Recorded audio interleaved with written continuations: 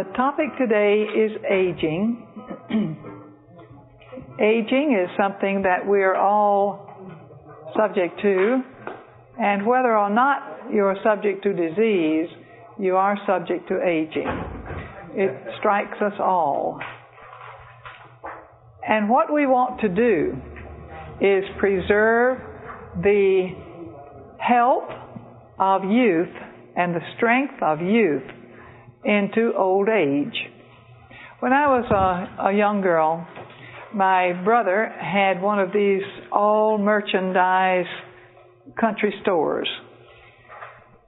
We sold maybe 15 loaves of bread a day and a few other items. In fact, he sold everything from narrow ribbon to hair ribbon to wire fencing.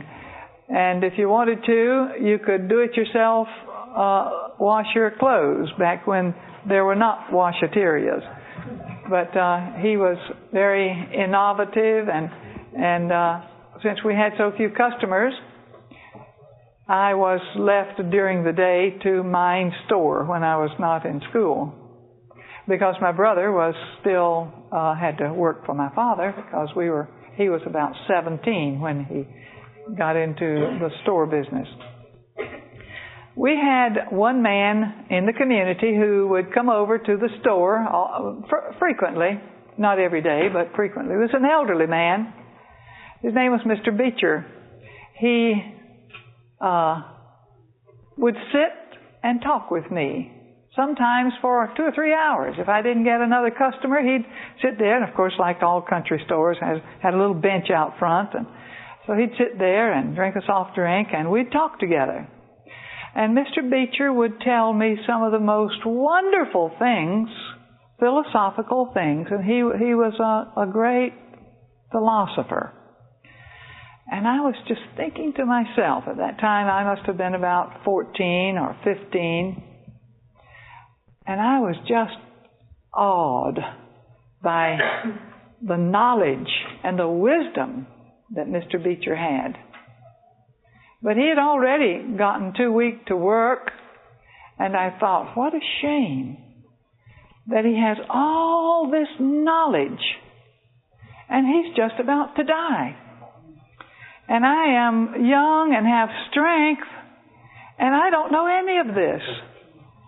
It's a shame that I don't have this knowledge now, and that it's not wasted on this man who is about to die, and he's no longer involved in anything.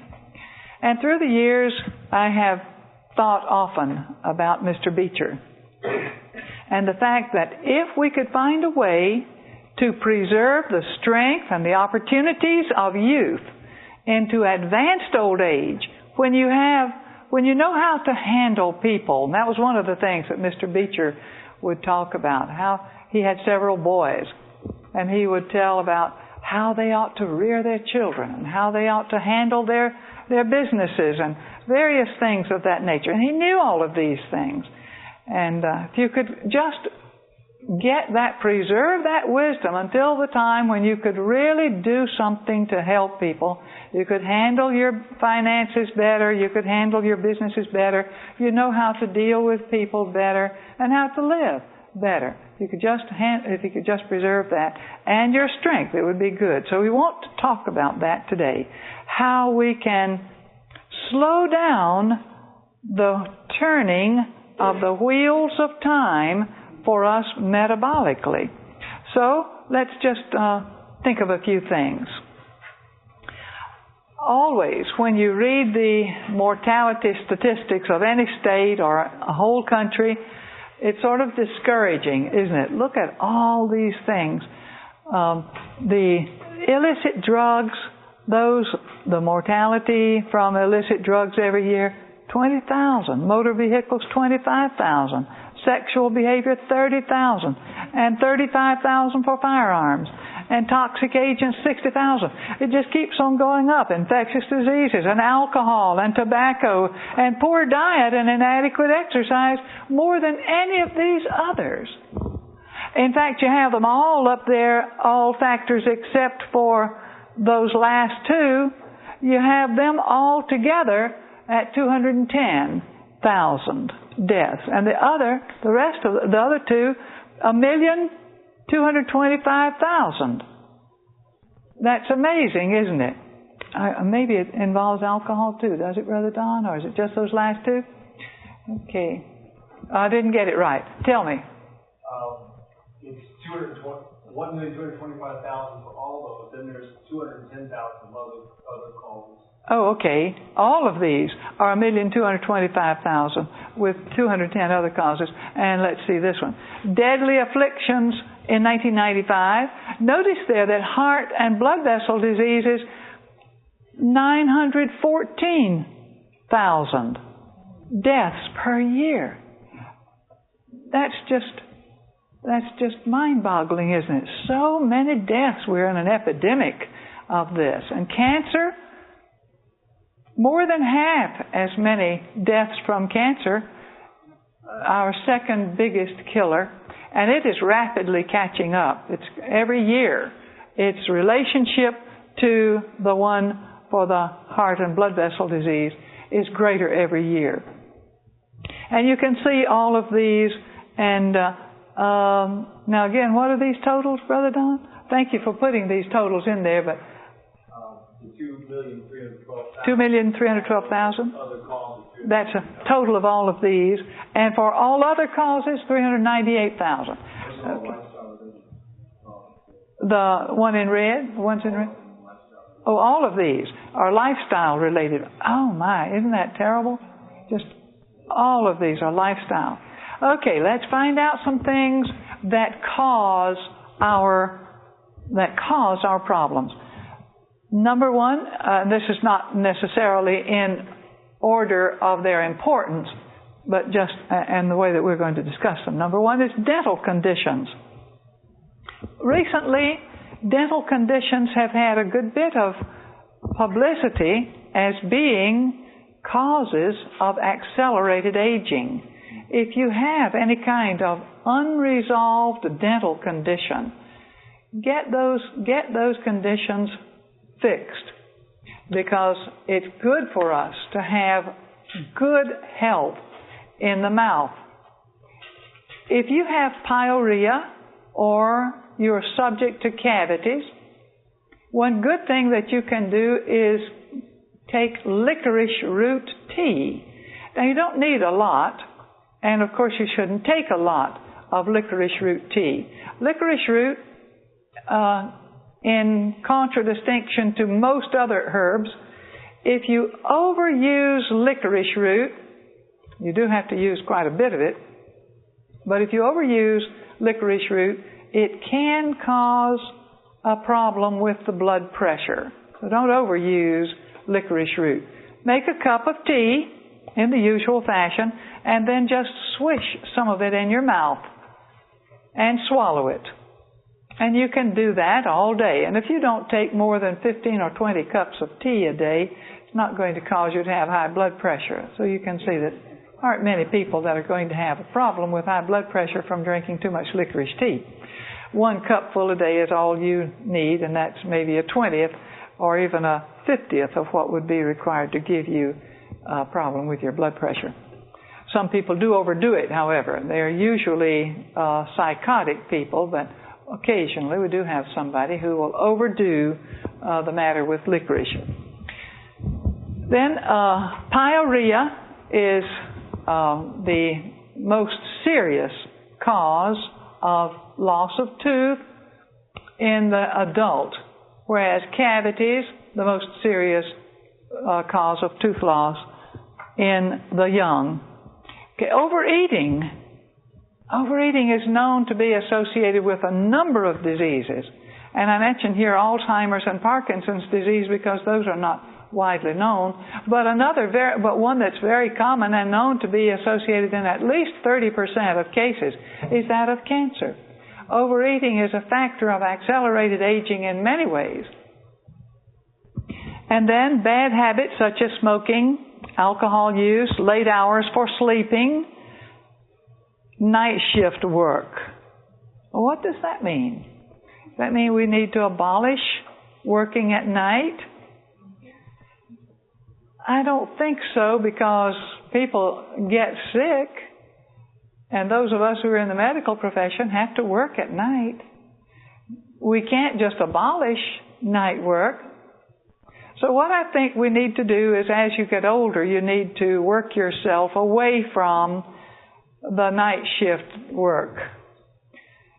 I think that, as I have often said, all the babies that I ever remember delivering were born at night. Now, I know there were some that weren't. One was born yesterday that was born in the afternoon.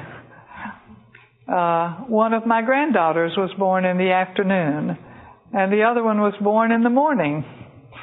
But those that I remember, those that stick in my mind, are the ones where I had to curl up on two chairs put together and wait until the baby was born. And those were the difficult ones. But when I got to be about 50 years old, I began to think, well, it's time for some of the younger women to start doing the midwifery work, and I can retire to doing something else, daytime work. So I haven't delivered many babies since I was 50. We did a lot of it before that. So just keep pointing yourself toward becoming a daytime worker and not a night worker. Keep on graduating to the day. Those that work night work have a 5-year shorter lifespan than those who work daytime work in the same profession, in the same geographic and socioeconomic levels. So it is important that we understand that. Now, a noisy environment. Same thing with a noisy environment. Those who live in noisy environments as a constant thing have about a 5-year shorter lifespan than those living in the very same socioeconomic and geographic area, but in quiet neighborhoods. Move to the country, and before you buy land in the country, spend the night on the land. Because you don't know what goes on at night. That may be where a nearby army post does its nighttime maneuvers.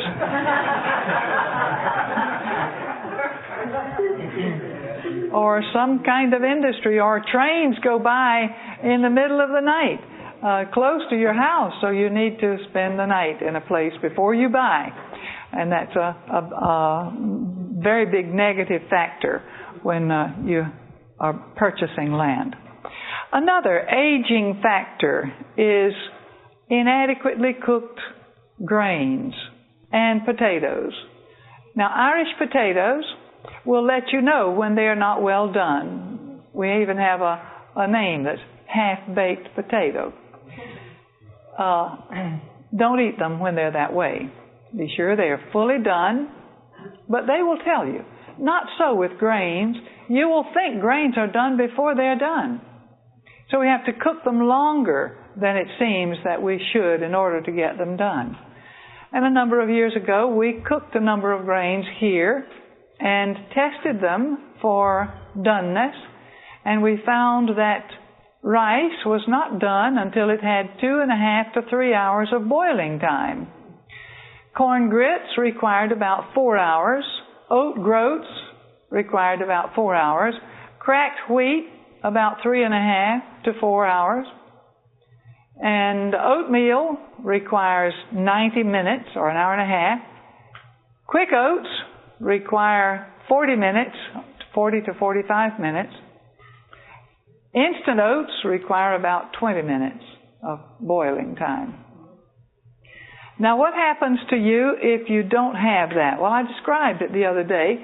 As we begin to cook, what we saw under the microscope as we were examining these grains, we saw that immediately there was some softening of the starch granules. As time went by with our cooking process, usually by about 30 minutes, there was a good bit of softening. And much of the starch granule was hydrolyzed, that is, the water had been put back in it. The water is removed from the sugar molecules, and they're put together linked together to make starch. So water is put back in it in order for it to be properly cooked. So we could see that the hydrolysis had occurred to a large degree by 30 minutes, but there were a large number of smaller particles, much smaller than the starch granule had been in the beginning, small enough that some of them could go through the intestinal lining and get into the bloodstream. And then they flow in the bloodstream until they come to a capillary bed, and then as it's flowing out, it comes to a place where it can no longer get into the small capillaries. And there it blocks a group of capillaries and makes it so that blood does not go through those, and you get a little sterile abscess right there, or you have had a little part of your tissue to die. Now, what are these? What does it do to you? Well, you can have these in your bones or in any place where you have a meshwork of capillaries. Adrenals, kidneys, brain, many places where you have this around your joints. And we believe that a large number of cases of arthritis get their start from these kinds of things. And a number of years ago in Alternatives, a journal, medical journal, there came out an article showing the starch granules, the small starch granules, going through the intestinal tract and getting into lymphatics and blood vessels, and showed also the end result at a distant place where the starch granules were lodged in these capillary beds, and showed the inflammatory exudate around the capillary bed where the starch granule had lodged. The radiologists have found these lacunar scars in the brain, and there are several theories as to why they are there. They are very small. We have this equipment now that is so good that we can see a scar that's no bigger than a comma on a page. And as they have looked at these scars, they say that they don't ever see anybody over the age of 30 who does not have a brain filled with these lacunar scars, tiny little scars. Where do they come from? Nobody really knows. But one of the theories promoted by this article that I'm telling you about is that it may be from inadequately cooked starch granules. So that may be one cause of aging. Cook your grains well. Now let's take a look at some longevity health factors. These by Belloc and Breslow.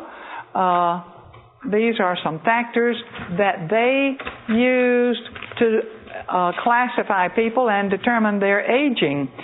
Notice these: sleeping, no eating between meals, regular breakfast, maintaining proper weight and good exercise, no alcohol, and no smoking. Now let's see what happens here to men. Those were 7 health habits that they studied. 7 health habits practiced by a man would give an average of 5.5 deaths, or the 5.5% of the people dead in 9 years. If they only practiced 6, there'd be 11% of them dead in 9 years. 5, 13, and so forth. As the number of health habits they practiced went down, the percentage of them dead would go up.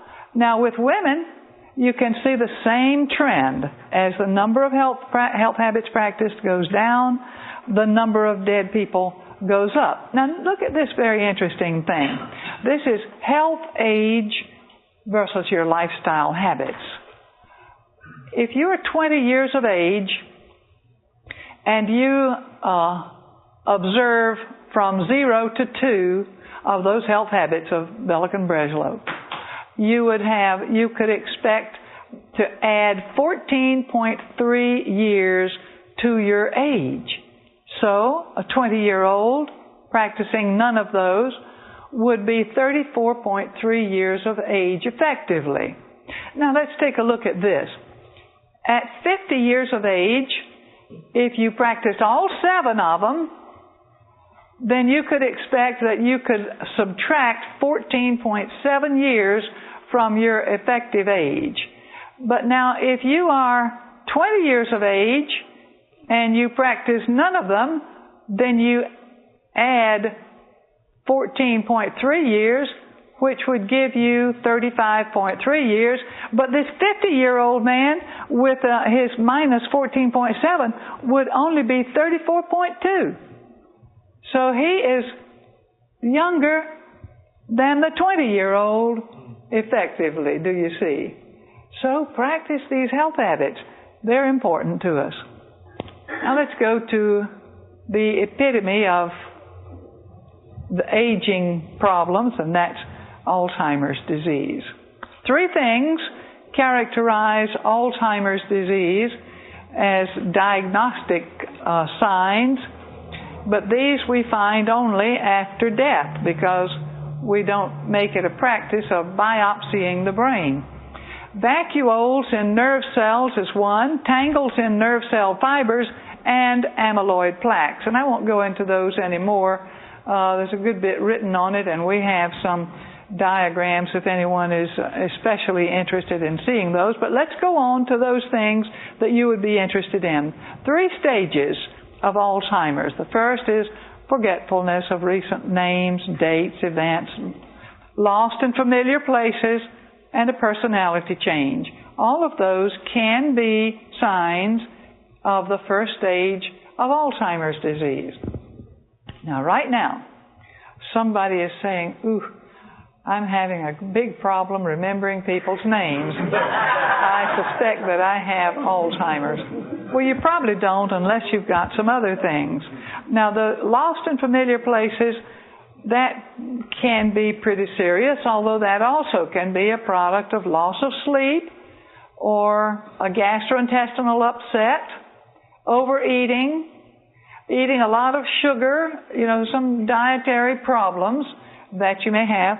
It can be a problem with that, and you just need to shore up your health habits. But let's go on to stage number 2. The person needs help in making decisions. They may not want to take a bath. I have found that to be a fairly reliable sign of getting Alzheimer's. And people who once enjoyed taking a shower or bath or were very faithful in it, doing it every day, they get so you can hardly get them to get in the tub. I remember a woman who was here who had a relative with her who lived with her in her same home who had Alzheimer's, and she would get me to come and help her to get her relative in the tub. It was really a bad situation. They need help with money. They need help they get depressed, they're agitated, they're secluded. Getting dressed may be a problem. A friend of mine found that her father's major big sign was one morning he called down to his wife, and he said, this was her father, called down to his wife and he said, would you come up here and show me something? And he had his pants in his hand. He said, could you help me put these on? He had forgotten how to put his pants on, just couldn't quite turn them the right way to get into them. And getting agitated or secluded, those are very common signs. But the third stage, being unaware of time and place, events, close family, they may become suspicious. My money was stolen. My son stole my money. They steal my purse, my keys, and this would be a good idea. They took away my keys. When you first understand that a relative of yours is having a problem with Alzheimer's, get the power of attorney right then, because you may need it quickly, and it's harder to get it when they are no longer competent. And join some. Let's go to the next one. I may have in a moment. I may have some things that you can do. Here's another thing that can cause you to get a problem with slowed down mental processes. This is not Alzheimer's, but it looks like it or acts like it. That's a high blood cholesterol, and these little plaques in the upper eyelid may be a sign of that. Of course, you may have signs of it in your blood work too. Drugs and the mind, many of these can cause you to look like an Alzheimer's patient when you're really not. Then the first thing is help them be independent as long as possible. Maintain their quality of life. We had an elderly lady here in our community, a dear black lady who was a member of the church, always sat right there. And she was from Jamaica. She often would give in her testimony a little song. Well, she began to have a problem with her mind. And she owned a home right over there, and on just maybe a mile or so down the road. And she loved living there. It was close enough. And every day she walked over here and walked back home. But once in a while she'd get lost. And she'd get in the woods, and we'd have to go looking for her. And it was a problem, we were all concerned about it. And her daughter, who lived in Brooklyn in an apartment, called down to talk with me, and she said, I'm going to bring Mother. I said, please don't bring Mother up there. Let her stay here. Here is where she loves to live here. We all love her. We take as good care of her as we can. We watch over her as much as possible. Let her stay here, where she's free, where she knows people, where she can be at home. Well, her daughter was just hand-wringingly anxious about her mother, so she took her there, and now her mother is a prisoner in that apartment there in Brooklyn. Well, I think it would have been, and I explained this to the daughter, I think it would be better even if your mom died than to, had an accident and fell down and broke a leg or something, than for her to just be a prisoner there in four walls. So maintain their independence. Let them do what they can for themselves. And children are often just very anxious about their elderly people, but let them live by themselves as long as they want to and have any possibility of being able to be independent. Then secondly, join a support group to get better understanding of what you can do to help them. Now, another thing that accelerates our aging process has to do with our meals. Let's notice. Regular meal times will help you with the control of food intake, give you greater sensitivity to insulin, and also less high blood sugar swings, where there's an up and a down, which when you're on the up, you may be stuffy and depressed, and when you're down, you may be sick and irritable. So those kinds of things are much less in people who have a regular meal time. And then a meal plan. If you eat on time, your tongue will alert your intestinal tract, your stomach and other parts of the intestinal tract, that food is coming. It will even sense the kind of food, like a lot of fat is coming, a lot of protein is coming, get the hydrochloric acid ready. It will tell the stomach these kinds of signals if you're accustomed to having meals on time. The bigger the meal, the faster the pulse, and the less blood flow to the legs. A 15-year Loma Linda University study revealed lower mental functioning in elderly people eating huge meals. As we get older, we need less food. But as we get older, we may want more, much more than we need. So take less food. As you get older, cut down on the quantity of food that you eat. And everything that you do not eat is something to rejoice over, not what you do have that you can eat. The head of the School of Public Health used to say, Eat what you should, not what you could. That's good advice. It is said, some people in the government of Sri Lanka said that the reason that Sri Lankans had lower productivity than others in their other countries in their same area was because they had enough that they could overeat. And so they overate, and that made them less productive. That's what they said. It was published what they said was published in the newspaper.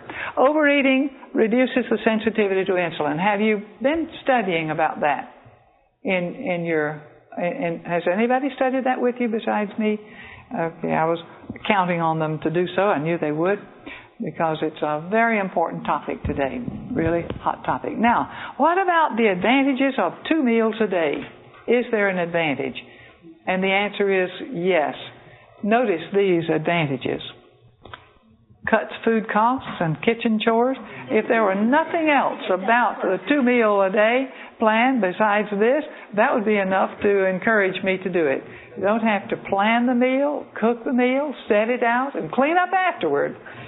It's just a wonderful thing. It gives you much more, gives the whole family much more time, extra 30 to 90 minutes a day.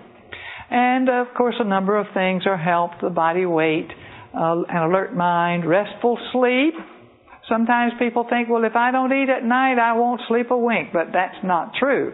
The reverse is true. Sometimes people come here and they say, I've got to eat at night, or you can count on it. I'm not going to sleep. I always tell people when they tell me that, I say, well, I tell you what, you just humor me this one time and go to bed on an empty stomach. Just drink a lot of water before you go to bed. Not, too much so that it's going to interfere with your sleep, but just a good drink of water. And then if you don't sleep during the night, we will give you a good massage tomorrow free.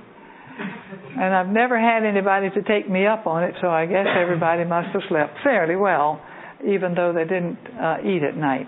And once you get into the habit, you will find that you sleep much better without it. Then, when morning comes, you have a good appetite. You can count on it. If you don't have a good appetite, chances are pretty good you're overeating. And then, of course, you have to face temptation less frequently if you don't go to meals so frequently. And I think most of the other things we've talked about. Let's go on to the next one. 2 meals with 6 hours apart. What do the tests show? Well, an 18-hour fast boosts the natural corticosteroids, which enhances the immune system rather than depressing it as the artificial steroids do. And so in studies done on animals, they found 93% fewer cancers. And if the animal already had cancers that had metastasized, the growth of those metastatic cancers was slower. Diabetes and triglycerides, much less, and heart disease and cholesterol, as well as blood pressure and insulin resistance. And the white blood cell count. White blood cell count was lower, and the immune system was better. So let's design a diet for various things that have to do with aging. First one is cataracts. Eat a lot of vegetables. Vegetables are, especially spinach, vegetables will keep you from getting cataracts, or will help greatly. Then it is said that pineapple, which has the enzyme bromelain in it, can be helpful to you to dissolve cataracts. We have not had people who could get fresh pineapple in a sufficient quantity that they could make a test, so I don't know if that is true, but you could try it if you live where pineapple grows. Then avoid milk and milk products because of galactose. Now, we have known that galactose, which is a part of milk sugar, we have known for probably 50 or 75 years that galactose would cause cataracts in the laboratory animal. But it was not until about 15 years ago that we learned that it is also a factor in causing people who use milk products to have cataracts. So we recommend that people who are prone to get cataracts leave those off. Now what about macular degeneration? This is the commonest cause of blindness in the Western world today, even more than diabetic retinopathy. So you can, some things that you can do, wear sunglasses or a hat out of doors, and then use any kind of thick-skinned fruit and many different vegetables, spinach, collards, deep yellow vegetables, and so forth. Then take the bilberry and the ginkgo herbs and grape seed or pine bark extract, that's good for macular degeneration, and zinc with a trace of copper is quite good for this. And of course you should keep your levels of cholesterol, sugar, and triglycerides low. Then some things to avoid: aspirin and over 200 international units of vitamin E a day. Don't smoke. Be a vegetarian. Avoid saturated fats. And don't use corticosteroids of any kind. These are things like cortisone and ilozone, any of the ONE types of drugs. Yes? I use corticosteroid very often for asthma. Corticosteroid for asthma? Yes. Try some of the natural remedies for asthma and see if you can get your asthma under control. Our book, Natural Health Care for Your Child, has the best treatise on asthma, on the natural remedies for asthma that I know anywhere, so you might like to read that. Natural Health Care for Your Child. You can find it down at New Lifestyle Books. All right, let's take the next one. And these are nutrients to avoid disease and to reduce the likelihood that you will age. Now let's notice this first one, diabetic neuropathy. Some of you know what diabetic neuropathy is. It is a most distressing disorder. And you will find that these foods listed here, because they are high in myo-inositol, a nutrient that helps with diabetic neuropathy, will actually cure diabetic neuropathy. Now, medical textbooks still carry the notation that diabetic neuropathy is incurable, but you will be able to cure it. You will get the diabetes under control and give them foods that are high in myo-inositol. Most foods of plant origin will have 200, 300, or 400 milligrams of myo-inositol per 100 grams of food. That's foods of plant origin. Whereas at the same time that we're checking that, we find that foods of animal origin may have only 2 or 3 or 100 times less than foods of plant origin. Then with diabetic, beg your pardon? Sorry? Diabetic, how would you reverse it? If you already have all of this, how would you reverse it? I'm sorry? If you already have all of this. If you already have diabetic neuropathy and diabetic retinopathy, all of these, number one thing is to get diabetes under control. And then you start treating yourself with specific foods. Emphasize these foods in your diet, those things that can be helpful. All right, overweight, what you can do to avoid overweight: eat foods that are high in fiber content and water content and low in calories. And osteoporosis, we may have time for a little bit more on osteoporosis, but let's study cancer first. And that's we'll start out with cancer viruses. The highest cancer rates are in dairy farmers and in poultry farmers who market eggs. And I think I have talked with you about some of these things. Let's just take a look at the correlation with milk and dairy servings per week and the frequency and relative risk of cancer, frequency of the use of these and relative risk of cancer of the breast. Now, if the person took meat, eggs, or cheese less than 1 time a week, the researchers simply took their rate of developing breast cancer and called that 1. Then if they took meat 2 to 4 times a week, they had an increase in cancer of the breast of 2.55 times from that. With eggs, it also went up. With cheese, also goes up. And the daily use of meat, eggs, and cheese goes up still farther, as you can see.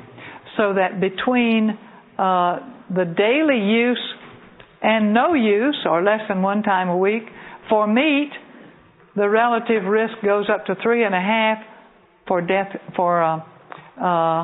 cancer of the breast, and similarly with the other 2. Quick question, is that cumulative? In other words, if somebody ate dairy and cheese... If you eat dairy and cheese, is it cumulative? And the answer is yes. Yes. It's also true that coffee caffeine is very high for breast cancer. Yes, all the caffeinated beverages increase a woman's risk of getting cancer of the breast. And 1 cup of coffee per day increases a person's risk of getting cancer of the bladder by 3 times. 2 cups of coffee a day increases a woman's risk of getting cancer of the ovaries by 2.2 times. So it's important that we leave these off. So on the eggs and coffee and so on, they've been pretty bad shape real quickly. Yes, you get in bad shape. That's why we have so much today. It's one of the leading causes of death in women, cancer of the breast. And it's because of our poor health habits. And we've only mentioned diet. We don't even mention some of the other bad things that women do. The type of clothing that they wear, type of undergarments that they choose. And I think that Kelly has a book in the bookstore called Dress to Kill. Is that what it's called? Dress to Kill? That's one. And then we know that chilled extremities can increase a woman's risk. Habitually chilled extremities apparently increases a woman's risk of getting cancer of the breast. Okay, stress and cancer, little or no stress. Notice how few people get cancer with little or no stress. There isn't one of us can avoid stress. We're all going to be stressed. So we need to learn to deal with stress in a proper way. What's the best way to deal with stress? Exercise is a very good one. Another way? Prayer. Prayer. Trust in God. Trust in divine power is a natural remedy for disease. It is also a preventive for disease. Okay, and then as stress goes up, so does the incidence of colon cancer and rectal cancer, 5.5 times greater.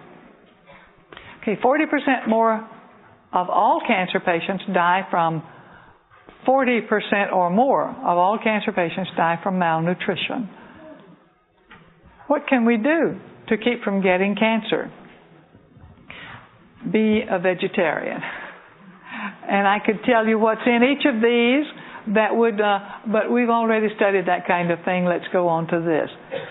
The excess cancer risk from 4 servings of meat per week compared to ovo-lacto-vegetarians who use no meat. And look that for breast, prostate, ovary, and all causes, the death rate goes up. Various studies showing excess cancer risk for the overweight. And notice this, 2.5 times for the prostate, 3 times for colon, 3 times for premenopausal breast cancer, 10 times for endometrium. In fact, I believe it's probably even more than that. I think it is rare, vanishingly rare, that a woman has cancer of the endometrium if she is not overweight. And then postmenopausal breast cancer, 12 times as much likelihood. Take a couple of minutes to study strokes. Causes of stroke: smoking, alcohol and coffee use, high iron, high homocysteine. Anyone talked with you about homocysteine this week? Okay, very good. A little bit. You just need to know that it is a marker for strokes and heart attacks. If you have a low cholesterol and low triglycerides, that goes far toward helping you not to get a stroke or a heart attack. But that isn't the only marker. We also have some other markers. And you can take a look at all of these. Let's go on to another page. More causes of strokes. Dehydration.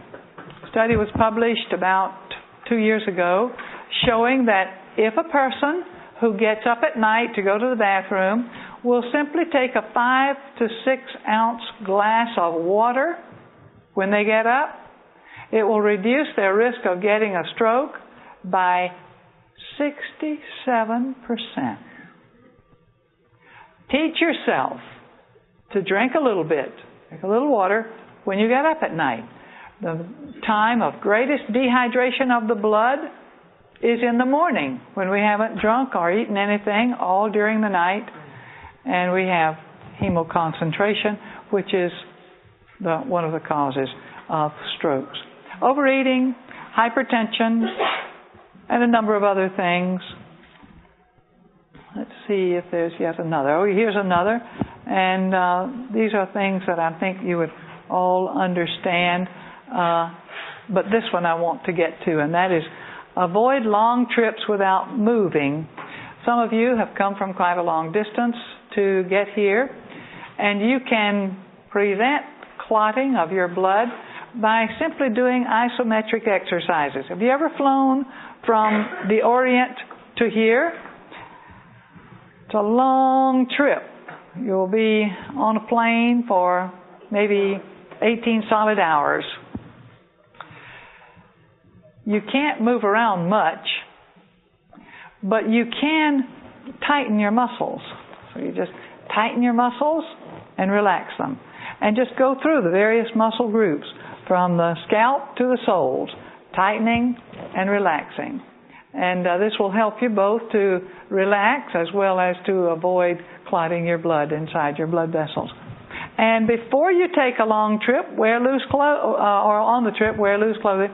Avoid elasticized stockings and gas-forming foods. Avoid free fats. They make platelets sticky, and when the platelets stick together, they're more likely to cause a clot. Question? It says to wear elasticized stockings. Yes. You said to avoid them. I just sorry. Yes. Wear elasticized stockings. I misspoke. Thank you.